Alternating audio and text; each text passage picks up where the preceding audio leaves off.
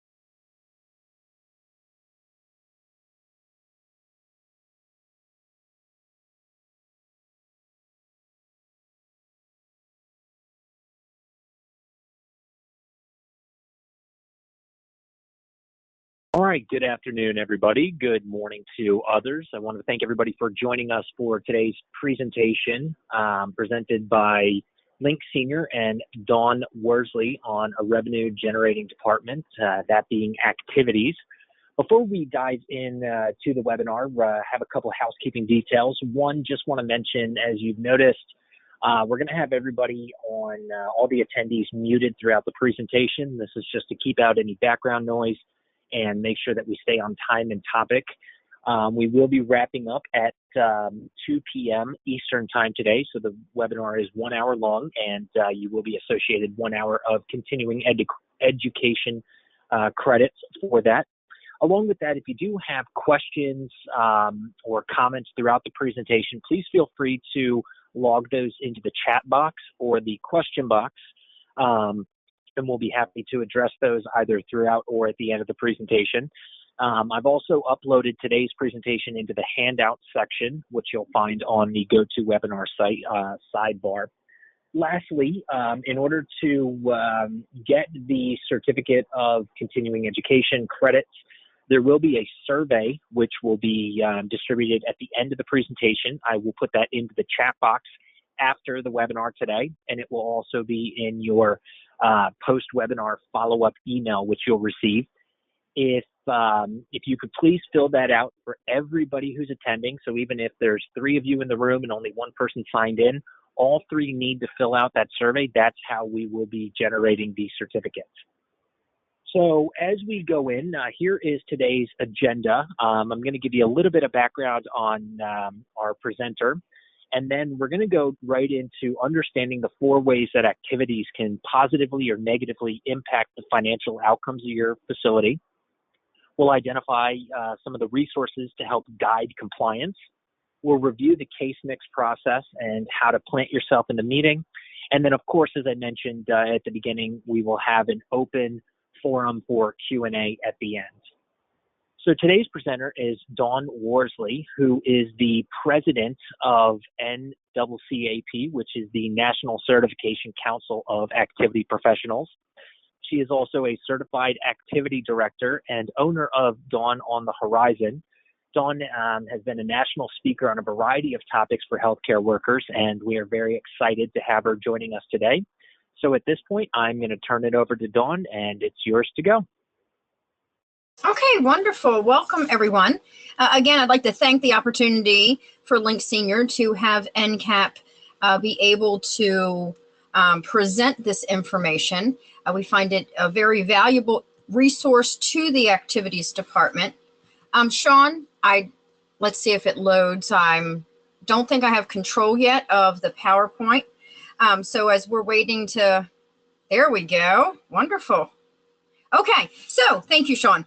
Phase 2 of the federal requirement. So I think the first thing we need to do is start off with how do we need to ensure that the activities department does not cost the facility money? I think going through some of those type of areas first, and then we'll finish up with case mix, and then how do we assist with generating revenue. So these new federal requirements, this has been the biggest change in over 30 years. There hasn't been this big of an overhaul since its conception in 1986. So with the federal regulations, they focus on person-centered care, facility assessments, competency-based approaches to make sure that the staff truly have the requirements they need to care for the type of acuity we have in our facilities. Looking at quality of care and quality of life, changing patient populations, alignment with the health and human services priorities. It also reflects a dramatic culture change over the next 3 decades. And then, of course, the financial obligation to CMS. So it's all about resident-centered care and decisions.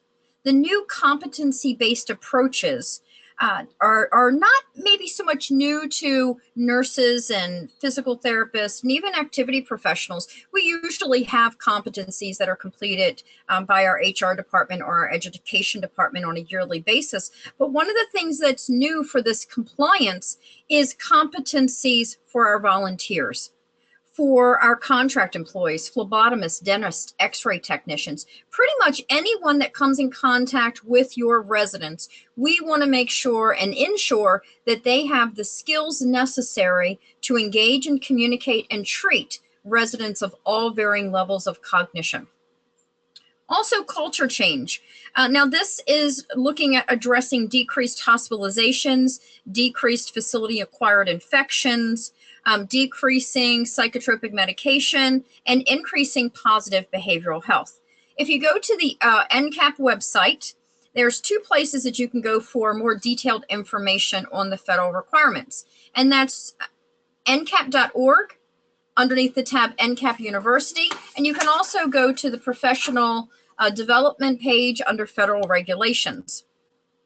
So let's take a look at these review of the federal regulations. When we're looking at overview, if we could go to the next slide, with the overview of regulatory reform, it actually came out in 3 phases. Phase 1, oh, there we go. You would think I was new to this, wouldn't you?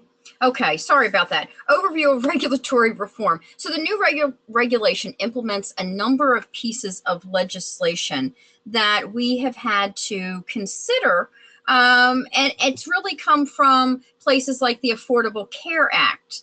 It's come from improving Medicare post-acute care transformation, or the IMPACT Act. It looks at quality assurance and performance improvement. So again, QAPI is very big throughout these regulatory reforms. Reporting suspicious crimes, increased discharge planning requirements, staff training section. So it's actually these regulations or rules of participation were rolled out in 3 phases. Phase 1 came out in 2016, Phase 2 came out in 2017, and Phase 3 will come out in 2019. Phase 1 really dealt with resident rights, making sure that you definitely want to make sure that you have the latest edition. Also, with resident rights, the language was updated to include more technology-based language. For example, the resident rights prior to 2016 may have said something like residents will have the right to speak privately on the phone. Now, with the new resident rights, it also includes things like video messaging, Skyping. Residents have the right to receive their mail unopened. Residents have the right to receive their emails unopened. So it really became more tech savvy. And also some of the requirements changing related to resident agent. On the NCAP website, we have listed and updated a copy for you of the resident rights, should you want to see more of that. Really, Phase 2 has been the bulk of the changes. It has been the renumbering of all the federal regulations. They're really focusing on freedom of abuse with the Elder Justice Act, quality of life, quality of care, brand new tags under behavioral health services, looking at resident agent changes, and then also one of my favorites for activities and dietary to focus on are the food requirements. So the regulation related to food delivery, storage, preparation. There's some great changes in here that really, if the goal is to treat our organizations like homes that our residents live in, this is going to be a great opportunity because it talks about not having so stringent meal times. It also talks about provisions if you want to have potluck dinners. And also resident gardens. So it's an exciting time when it comes to resident rights. It's also, as we've been meeting with state and federal regulators, activities, this is the time. This is the time that we're going to help drive compliance for the facilities, which in hopes will save civil money penalties through deficiencies, increase the quality indicators, and increase the 5-star rating, which would increase the pay for performance. So these are other ways that we would generate income. Phase 3 is really, and this comes out in 2019, talks about compliance and ethics programs, training programs. Some of the pieces between that are in Phase 2, some of the new regulations, only parts of them become compliant or that we have to make sure that we are doing right now. Others, we have a little bit of time to do. So anything that's going to cost the facility money, or it's also going to require enhanced planning and training, that's been put off until 2019. So with the federal tags, again, complete renumbering. Now, I've been in the business about 27 years. So for years, I could spit off F-tag numbers and what they were. Now I'm probably about 50 to 60% with being able to understand the conversion. So it's definitely been a big change for those of us that have been in healthcare for years and years. So now the tag numbers begin at F540 and they go up to F949. Interesting enough, and this is important, that activities is referenced in over 52 regulations. So we want to make sure that we increase our knowledge base so that we know what are we being evaluated on in the activities department, facility administrators, directors of nursing that are attending today. This is also important that we understand how activities plays an integral part in the compliance of these new regulations, and then of course in the compliance of the surveys. So on the NCAP website, you can find a document that we have put together that lists how we are directly or indirectly related to the 52 regulations. Several of the old regulations were broken down into individual new tags, and there's actually 14 new tags that never existed before.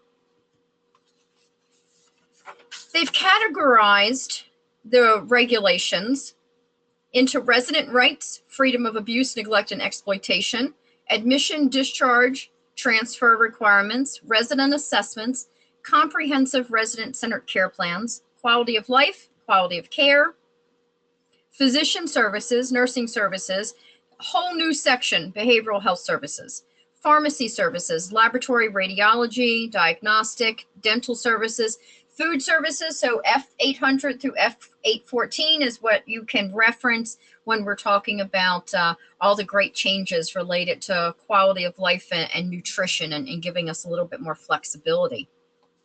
Specialized rehab services, administration, QAPI is 865 through 868, infection control.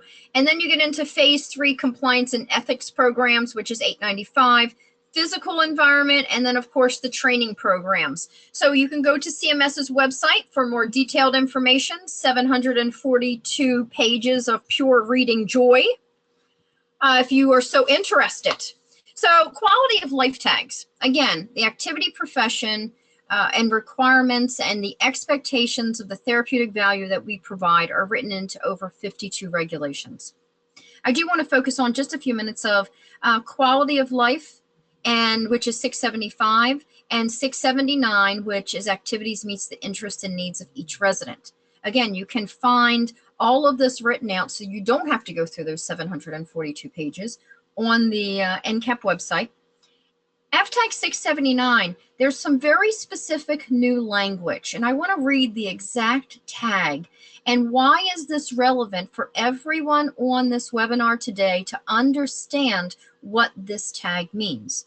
The facility must provide, based on a comprehensive assessment and care plan and the preferences of each resident, an ongoing program to support residents in their choice of activities, both facility-sponsored group and individual activities and independent activities, designed to meet the interest of and support of the physical, mental, and psychosocial well-being of each resident, encouraging both independent and interaction in the community.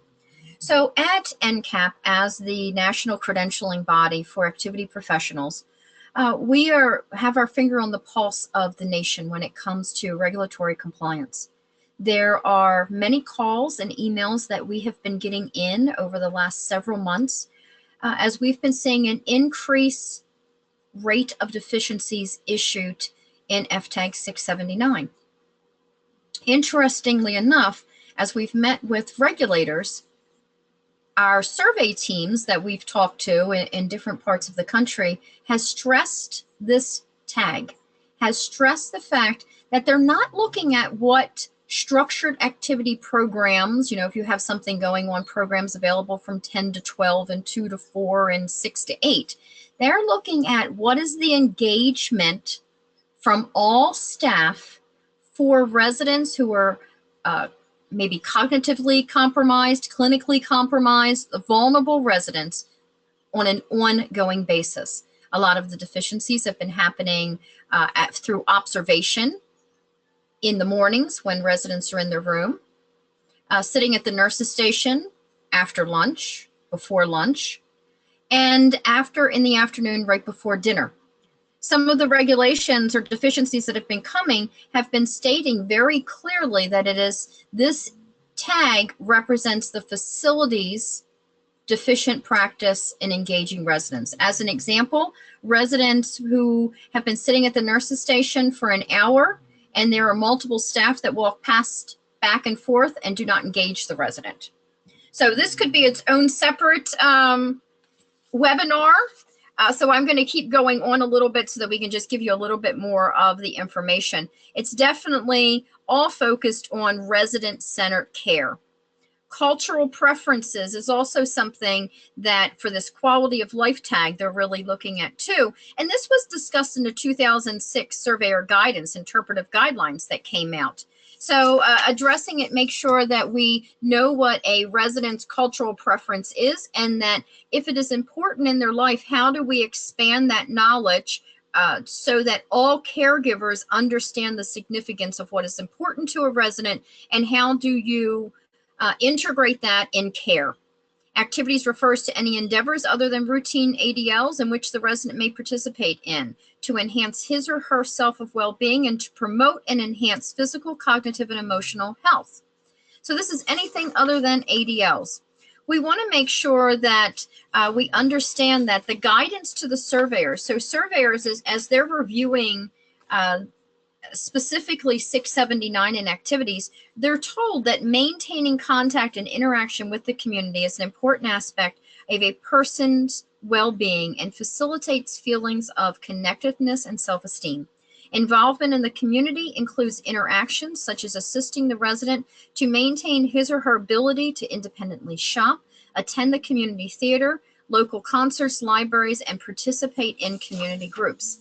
FTAG 679 is now one of those tags that can be, if you get a deficiency as an F-level deficiency or higher, one F-level deficiency in 679 could put your facility in substandard care. This tag also gives you very specific guidelines on how to be compliant. So what are some of the best practices that you could engage through documentation, through training, and through engagement?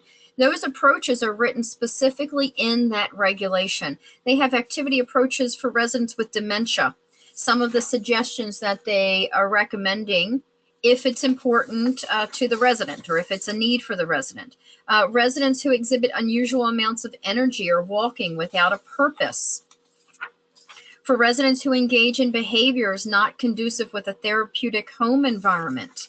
For residents who exhibit behaviors or require a less stimulating environment. So they're really giving us, and this is no different than the 2006 interpretive guidelines, when in the surveyor guidance they wrote, here's what we should be seeing. Surveyors, here's what you should be seeing. If it's relevant to the resident, you should be seeing this in care plans.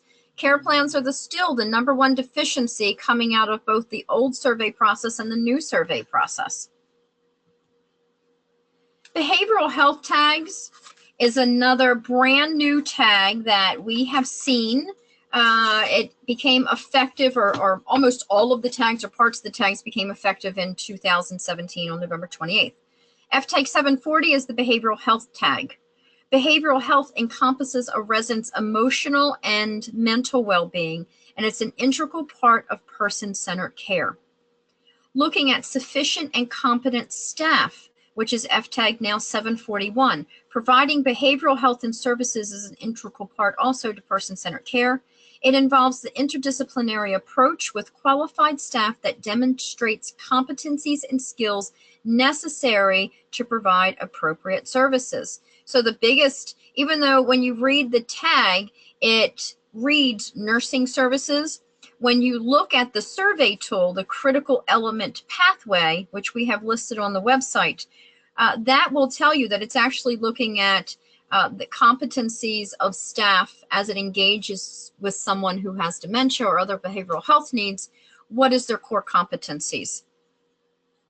In addition to dementia care, implementing non-pharmaceutical interventions. This phrase is scattered throughout the regulations. Non-pharmaceutical interventions, this is what activities does. We provide interventions to address a symptom of a behavior. social work and activities work very closely together as we both deal with behavioral health issues. And we take a little bit different approach, but working side by side together to make sure that we're addressing it and we're documenting it. Document not only in the care plan, but as we get into case mix, we'll find out how important it is to document it on the MDS too. Make sure we have the supporting documentation to capture this.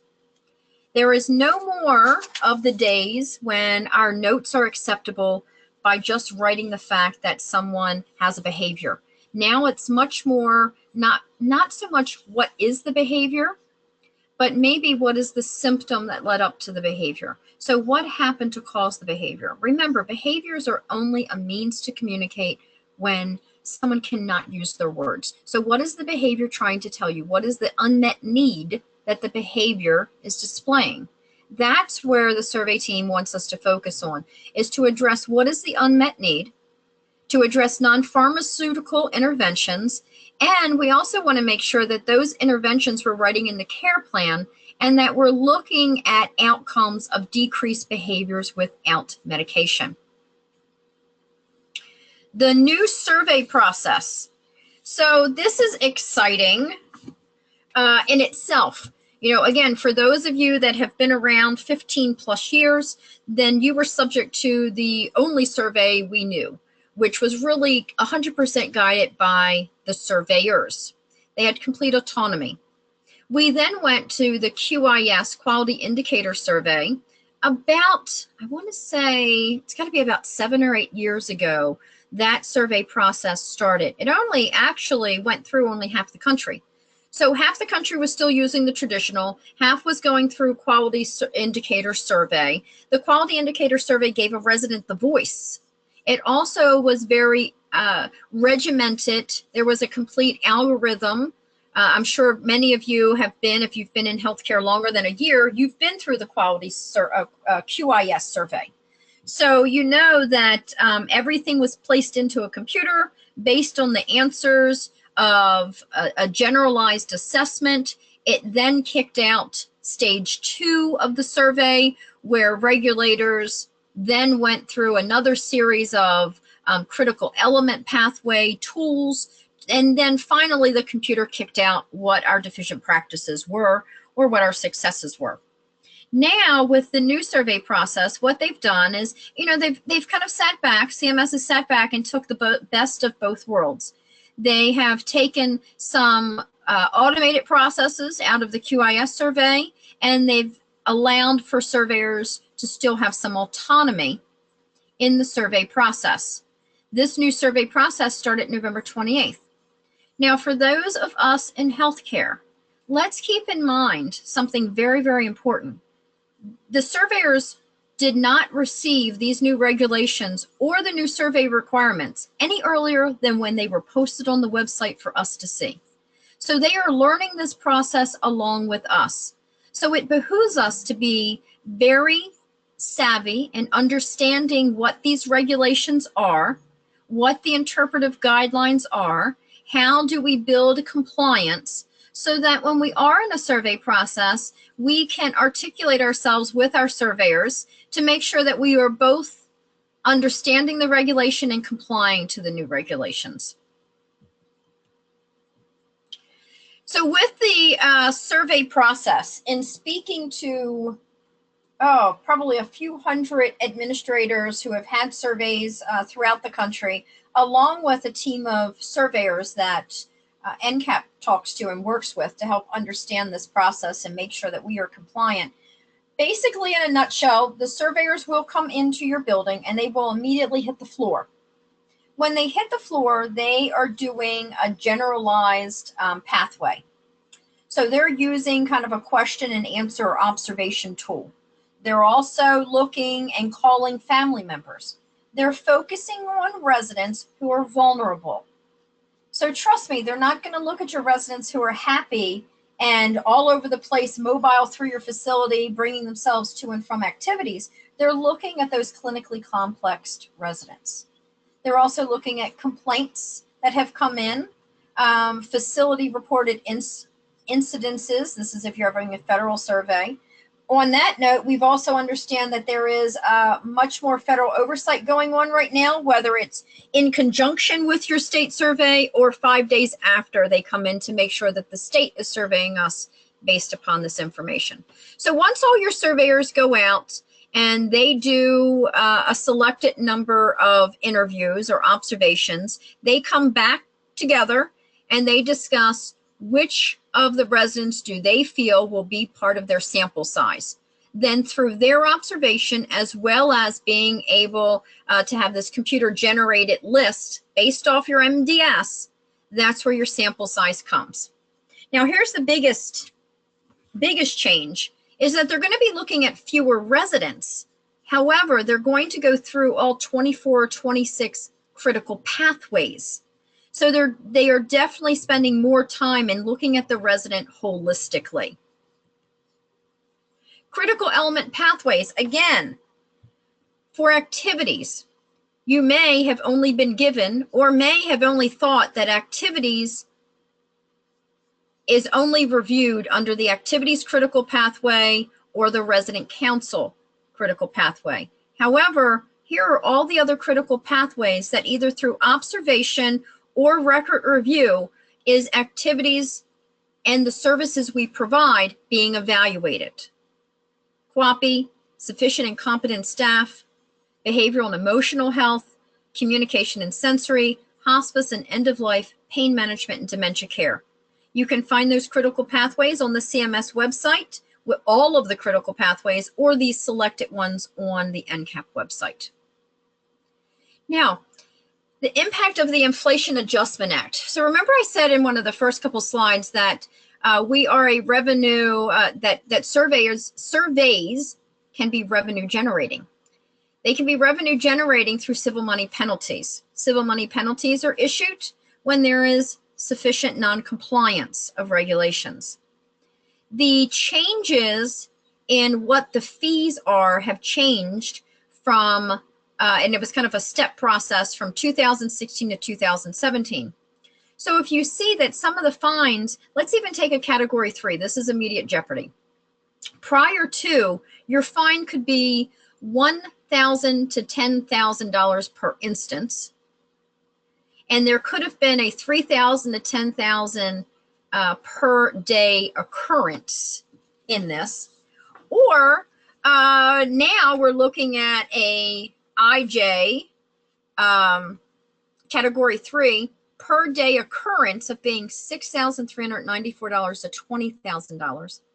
Category 3 per instance is a $2,000 to $20,000. And we're going to get in, I'm going to give you an example of what that means in a few minutes, dollar-wise, and it may be shocking. So this is why it's very important that we understand the regulations and that we are compliant with the regulations so that we don't cost the facility money.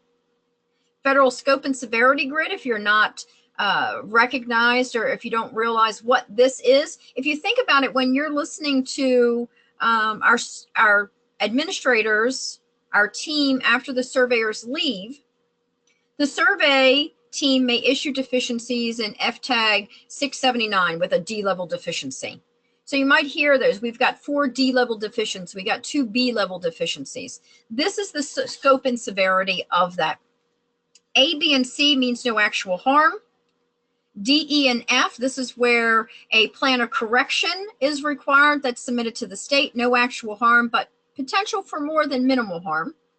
G, H, and I, this is where actual harm, but not immediate jeopardy. And then, of course, immediate jeopardy is J, K, and L. These are some of the mandatory requirements now. If you get a deficiency in a specific scope and severity, at a scope and severity level, and for specific deficiencies, it could result in anything from termination to denial of payment. And there is a process for that. 5-star ratings. CMS created a 5-star rating system to help customers and their families and their caregivers compare nursing homes.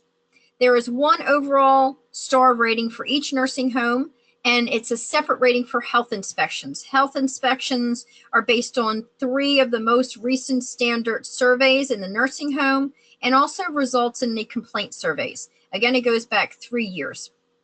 and also revisits that are needed to verify regulatory compliance. Staffing, number of hours of care provided. More needs equals more staffing. So they look at the RN, LPN, and aide levels. And then they also look at the quality measures. Quality measures are through the MDS. Again, quality measures is something that we in activities, we want to make sure that our documentation is supporting what we're doing and what we're providing for non-pharmaceutical interventions that could have an impact on the MDS, which then would impact quality measures. For the 5-star ratings, the other thing we need to understand is that in each state, the top 10% are eligible for a 5-star rating. The bottom 20% get 1 star, and then the other 70% of the nursing homes in your state are divided amongst 2, 3, and 4 stars. With quality measures, some of the things they're looking at is long stay residents, the percentage of residents who experience 1 or more falls with major injuries. For falls, every year 1 in 3 adults over the age of 65 and older adults result in injury. 1/3 of those falls result in injuries. In the interpretive guidelines, there are specific interventions that activities can do to help prevent falls. Also, self-report to moderate severe pain. This is not another area where activities can provide non-pharmaceutical interventions, and also on the critical pathways, it lists what kind of documentation or observation they're looking for that. High-risk pressure ulcers, again, pressure ulcers, activities can play a big role in decreasing pressure ulcers through great programming. Receive flu vaccine, UTI, and low risk of control to bowel and bladders. Also looking at ADLs, and again, ADL scores can impact, or activities can impact an ADL score, which is the driver and case mix payment scores. Also, catheters, physically restrained. Physically restrained is also talks about in one of the 52 regulations where activities is related directly or indirectly. Help increase ADLs, weight, depression symptoms, and antipsychotic symptoms. Short stay residents, percentage of residents who report moderate to severe pain, pressure ulcers, influenza vaccination. So they're also looking at short-term residents also. Quality assurance or quality measures as of April 2016, there were new measures that were ordered or that were included in the quality measures that come out on a monthly basis. Number 1 relates to not being hospitalized or readmitted within 100 days. Number 2, this is with the exception of admissions. Number 3, 30 days from admission to a nursing home or indirect observation of readmission in a hospital. Number 4, the percentage of residents who are improvement in function, and this is based off the ADL score on the MDS. Number 5, percentage of residents whose ability to move independently have worsened, and they're looking specifically at locomotion on the unit. Number 6, the percentage of residents who received anti-anxiety or hypnotic medication. Again, number 6, though, does not apply to the 5-star rating. Number 1 through 5 did go into effect in April. So why are the new measures? They look at the increased number of short stay measures, cover important domains that aren't covered.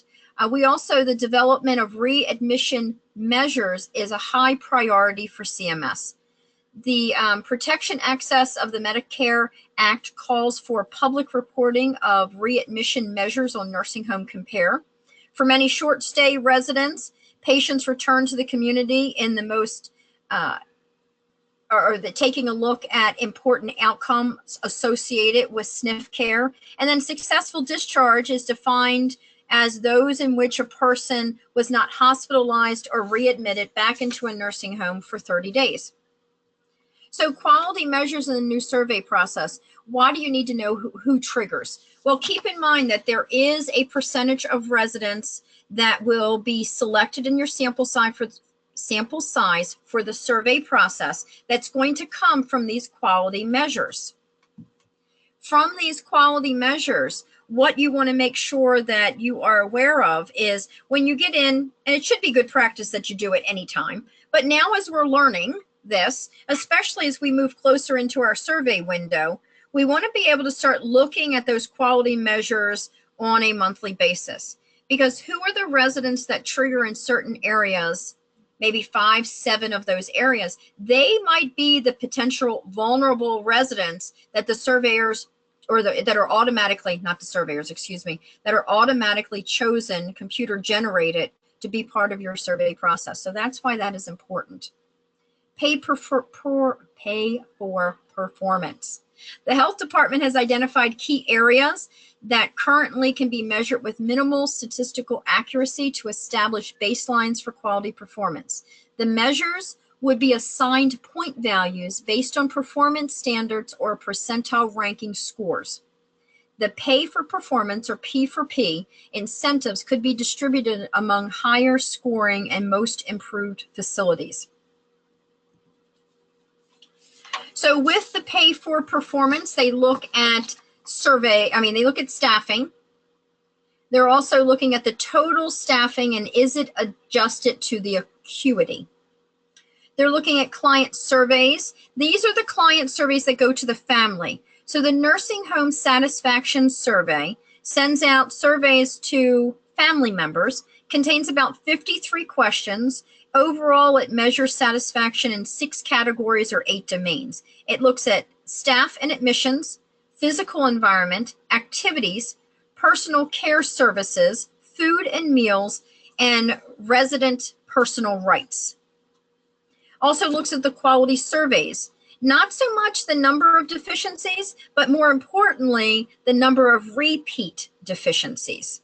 And then also patient outcomes, long stay quality indicators that we were talking about before. Number of residents who need help with ADLs, has that increased? The number of residents whose ADLs have decreased around the room. High risk pressure ulcers, have they increased? All right, so now we're getting to the meat and potatoes of today's webinar. So how do we make some money? Case mix. So the prospective reimbursement system is based on the acuity and the facility costs. It's very similar to the Medicare Part A PPS system that we've been running for years for reimbursement. The reason why this was important is the government wanted to come up with something that was budget neutralized, which means a fiscal policy in which a program or a project has no impact on the budget. So basically, your state will have a set number of dollars to be budgeted for Medicaid services yearly. That's going to require that every SNF facility understands case mix and understands how your documentation can capture a higher percentage of that total budgeted revenue based on an average case mix index CMI score. Because as the state average CMI scores increase, the dollars per score will start to decrease because, again, it's budget neutralized. So it eliminates the need for a retrospective cost settlement paid on a facility-specific rate. The rate is determined by the MDS. The rate changes quarterly. It's based on changes by the facility's average Medicaid case mix index, the CMI. So with the MDS 3.0, they look at 3 quarterly and 1 annual, which is your comprehensive. Quarterly, annual, admission, significant change MDSs are all considered OBRA assessments. Each MDS will create a CMI score based on the care provided to the patient during the assessment reference date window. OBRA scores will impact the facility's CMI and for an average of 92 days or until the next OBRA MDS is completed. Each facility rate is takes into account the direct care cost. It's based on the case mix payment system. The case mix payment system begins with the MDS 3.0, and it's a standardized assessment. Each facility had been required to submit encoded and accurate and complete MDS data for all Medicaid certified beds, regardless of the payer source or the anticipated length of stay. Medicare data submitted by the nursing home is used to calculate quality as well as payment. So when we're looking at RUG scores, now I have given you a link to take a look at Ohio. You can Google and pull up exactly what your RUG level scores are and what your rollout plan is based upon your state. This is just an example, but again, go to CMS. You can pull up your state CMI reimbursement RUG levels, and you can get specifically how it relates to your specific state. So the resource utilization group, the RUG levels, the categorization system. It's for rates paid for services provided before 2016. That was on the RUG level 3. For rates paid for services provided 2016 and after, we're using the RUG level 4. The MDS whose MDS 3.0 forms contain missing or out of range responses to data elements used to determine the RUG categorization will be assigned a default group.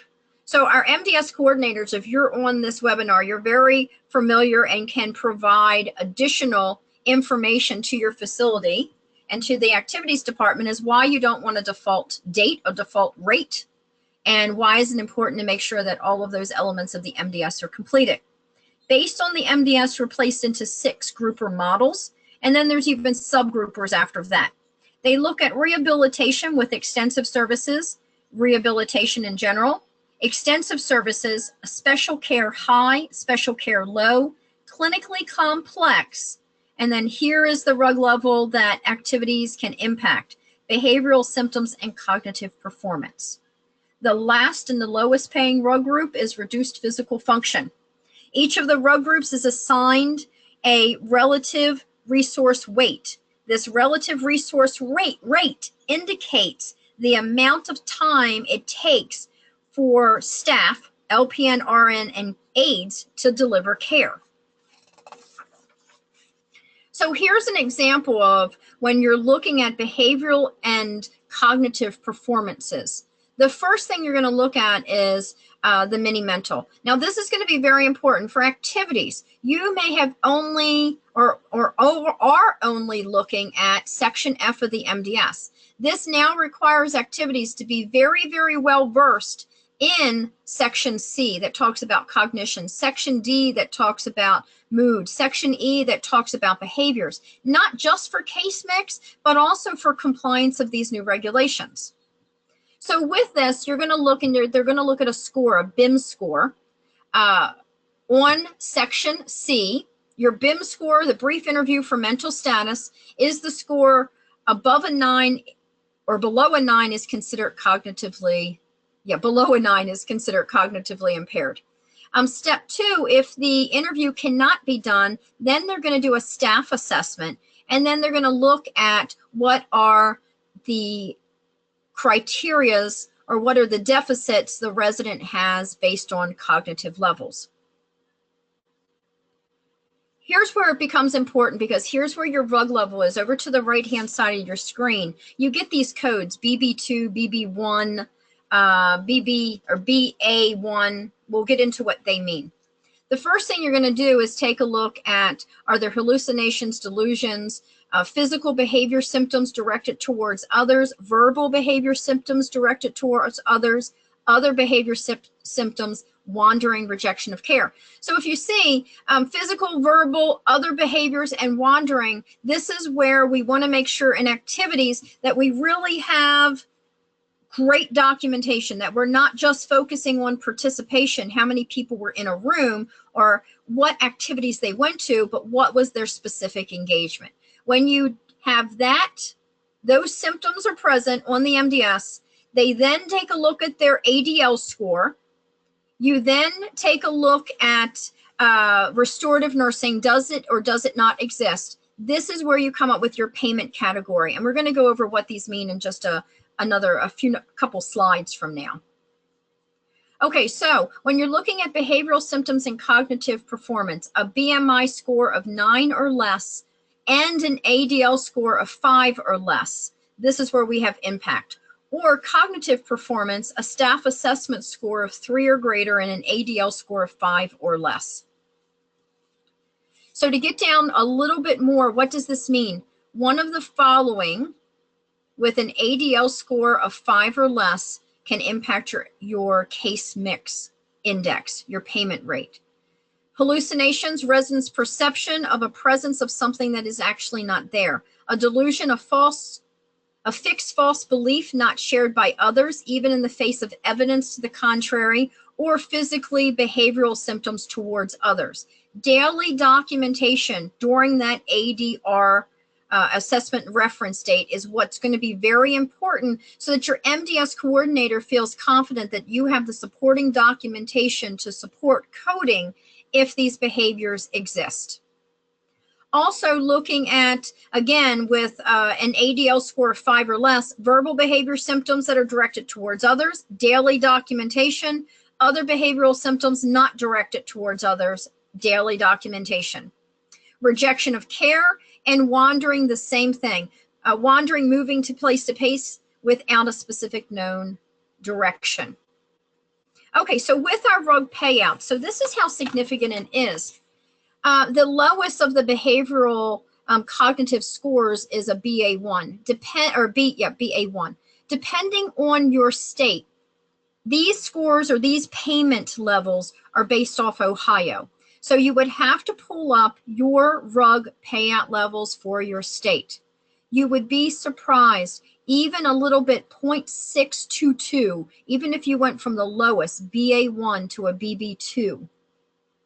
That payment, and we'll talk about how that could relate to dollars, moving from one RUG category to another, and this is how significant. So how do we get there is the next answer. Okay, so first we have to understand these payment scores. The first character, when we were looking a couple slides back and we saw that BB1 or that BB2, here's where it came from. The first character is your group. You have your ES for extensive, your R for rehab, your H for special care high, L for special care low, behavior cognitive, which is your, or C, your clinically complex, C, behavioral cognitive, which is your B, that's what we've been talking about, physical functioning reduced, P, lowest level payment is your P level score. The next character is based upon your ADL scores. So an ADL score of 15 to 16 gets you an E, 11 to 14 will get you a D, 6 to 20 is a C, 2 to 5 is a B, and 0 to 1 is an A. So what does this tell us? How does this relate to activities? We can help with ADL scores. Remember, a resident who does not get out of bed, even if they've never gotten out of bed and we start getting them out of bed into activities and we can get them out of bed twice a week, then, especially within that ADR date, then it'll change the ADL score, which could increase the level, take you to the next payment category for your case mix, which then would go equal more money. All right, so weekly case mix meetings. We definitely want to make sure that the activity personnel are part of this meeting. They're held weekly. You usually project out 3 to 4 weeks. So you look at who's going to be on your MDS list 3 to 4 weeks from now. And you're going to focus on your Medicaid because your other payment sources they're going to be covered in your PPS meeting. So that's what you're going to look at. And then, so who participates? You want to make sure that the IDT team, your interdisciplinary team, discusses patients and how or what the clinical changes do we see. Activities, this is where you prove your worth. This is what you show. This is how you show that you're more than bingo. What is the therapeutic value? What are all those non-pharmaceutical interventions that you make your job look so easy and you have the residents participating without behaviors? That's what we need to relay in these case mix meetings. What do we do? What are the interventions that we put in place? Because we know we have residents that are disruptive in programs, that intrude on the privacy of others, that yell out, that wander in and out of our programs or in and out of the room. We have interventions that we deal with those. We need to make sure, number one, we're documenting them in the participation records or the progress notes, the care plans. We're coordinating with the social workers, because the social workers are the ones that are driving those sections of the MDS, in conjunction with your MDS coordinator, so that you can prove that you have the documentation to support coding something on the MDS, which potentially could bring a resident that has cognitive deficits from that lowest paid RUG level up to the next higher paid RUG level. MDS coordinators will send out a schedule, typically, again, 1 month in advance, update the schedule weekly as needed, list of residents to discuss at the next meeting. So again, your meeting's going to look like taking a look at a resident, and you're going to go down. This is a great kind of questionnaire. What was their last RUG level? What's their current assessment reference date? What was their ADL level? What's their bed mobility, transfers, toileting, and eating? So this is where, when we're looking at ADL scores, activities, we can also interject to say, hey, we haven't seen this resident out of bed. Let's start getting this resident out of bed. Let's come up with a schedule. Let's get them into activities, which would then change their transfer status. Rehab needs. Are they on caseload? Wounds, skin sheets, current diagnosis, current treatments. Looking at symptoms, current meds and changes, cognitive changes. Again, activities. If we're seeing changes within our activity programs, or depression or mood or behaviors, these are things that now we want to elevate our documentation, because if we can prove through documentation that we are addressing, that there is time needed by the staff to address these behaviors, this is where we want to do it. And then what would be the projected RUG level score? Team members will need to work together to make sure that we are capturing everything that we have. The key to higher reimbursement is documentation. We never take credit for what we do. So you want to make sure that you sit down with your MDS coordinator and have another additional session besides this to review what supporting documentation do they need to see, or do they want to see, that would justify coding something differently on the MDS. For best practices, it's just not okay to document what kind of activities, but again, we just said this, what's the level of engagement, the adaptations, what are the behaviors that we're managing, how are we managing, what are the outcomes of that. Enhanced oversight of residents who may fall in a B RUG category during an ARD date. So again, what I typically do as an activity director, I take that case mix after we come back from the meeting. I decide who are the residents that we want to target over these next couple weeks during this ADR date. I meet with my staff and say, okay, so we know we're doing all the right things for this resident. We know we manage these behaviors. I need to make sure that our documentation is on point. I have a separate sheet of paper, a checklist that I have my staff fill out on a daily basis during the ARD date, that I can then meet with the social worker and meet with the MDS. You want to change how and what you document your activity participation for. Progress notes should note any behaviors, depression, how is it manifested in activities, as well as what modifications and adaptations are put into place, and also what are the results of those modifications. Work very closely before the beginning of the ARD date with your social worker and your MDS coordinator to discuss what happens in activities, what documentation would be required to capture a behavior RUG level. And then we have given you a link to Google Drive that contains a lot of different information that you can certainly use at your discretion. You can modify anything that you need there, and that link is there. It's also, as I understand, you have a link for your handouts. So let's talk money. By moving a resident up one RUG category, you could potentially be helping your facility. Again, depending on your payment RUG level, if you move them up one RUG level, that could be $4 per person per day. So you're paid for that for 92 days. That means you could be making your facility $368 For the year, for just one resident, that's $1,472. For 10 residents, that's $14,720. That could be another FTE. That could be more supplies, some better entertainment.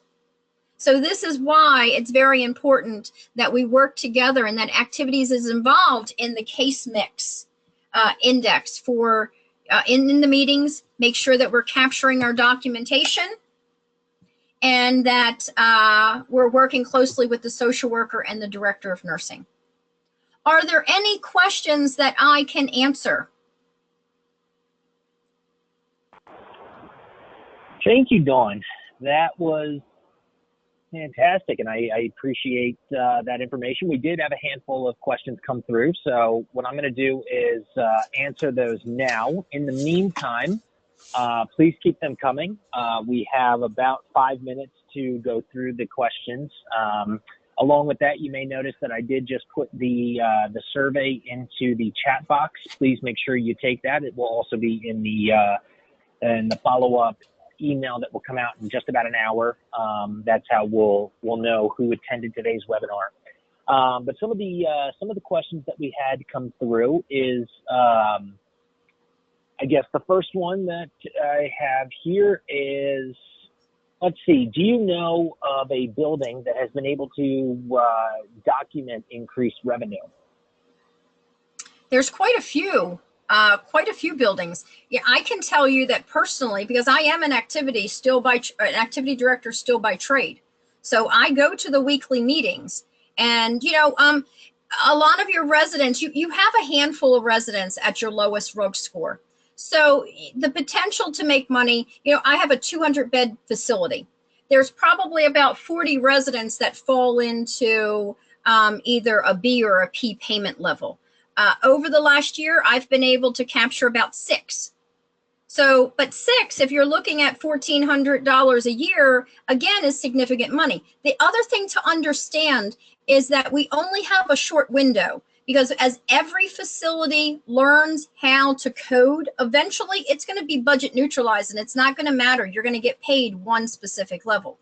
So this is the time to really be able to go in. If you're looking for what to document, specifically what to document, go back through those areas on section E. What are the behaviors? What are the cognitive levels that are triggering that would put someone at a cognitive level or to take a look at behaviors? And then make sure that we're communicating exactly what those behaviors are in activities on that daily basis during that ARD date. How many times the behaviors exist? What are we doing to manage the behaviors? What interventions are we putting into place in activities? And are they successful? Awesome. Thanks, Dawn. We've got 2 others that I've got here. The next one, are there any technologies that can help with this process in an easier fashion, or can help make this process easier? Ooh, I would love, there are some technology companies out there that utilize taking a residence assessment that you put in, help building a specific activity plan, tracking participation. I don't want to support one over the other, but I would take a look and start researching who are those companies that not only have engagement type products, but also have participation type tracking of the interventions or the engagements that's issued, because then it's simply printing them out. If they certainly integrate with your electronic medical record, that's also really nice too. But sometimes it's just good old-fashioned looking at your ARD date and making sure you're capturing those targeted behaviors. Awesome. And last question that we have here, are there certain types of buildings that are more likely to be successful than others? Buildings that have a good culture of working together. Buildings that have broke down the silo method. And when I say silo method, I mean we can't function anymore that this is nursing and this is, I know everything about this, and this is social work, and I know everything about this, and this is activities, and no one integrates in and works together. It has to be a collaborative effort. Everyone has to break down those walls and say, therapeutically, we all, and I'm not just limiting those 3 departments, but when we're relying on case mix like this, it really is these 3 departments: activity, social work, and nursing, who work together to respect and understand what the therapeutic value is that activities, social work, and nursing brings to the care of a resident, and then how we can mutually document to capture these scores. Awesome. Well, thank you so much again, Dawn. Great information, and I appreciate everybody joining us today. I did just have a note that somebody tried to take the survey and it only allowed for 1 response. So if there are multiple of you on there, just give it about 5 or 10 minutes. I'll fix that. And then you could try it again if there are multiple of you paying attention or joining today's webinar. But other than that, we again appreciate everybody joining. We will be hosting another webinar next month. We are going to be doing these on a monthly basis. That information will come through with the CEU certificates. Those will be sent on Monday morning, Monday, March 12th. This is because we need time for everybody to take the survey and then to basically put that into NAB. So again, these certificates will be sent out on Monday, March 12th, so in just 3 days. It will also contain a copy of the recording from today's webinar, a copy of the slides from today's webinar, as well as information on next month's webinar. In the meantime, if anybody does have any questions, please feel free to email me personally. This is, again, Sean O'Connell with LinkedSenior. And I want to thank everybody and have a great rest of your day. Thank you. Thanks, Dawn. Bye-bye. Bye.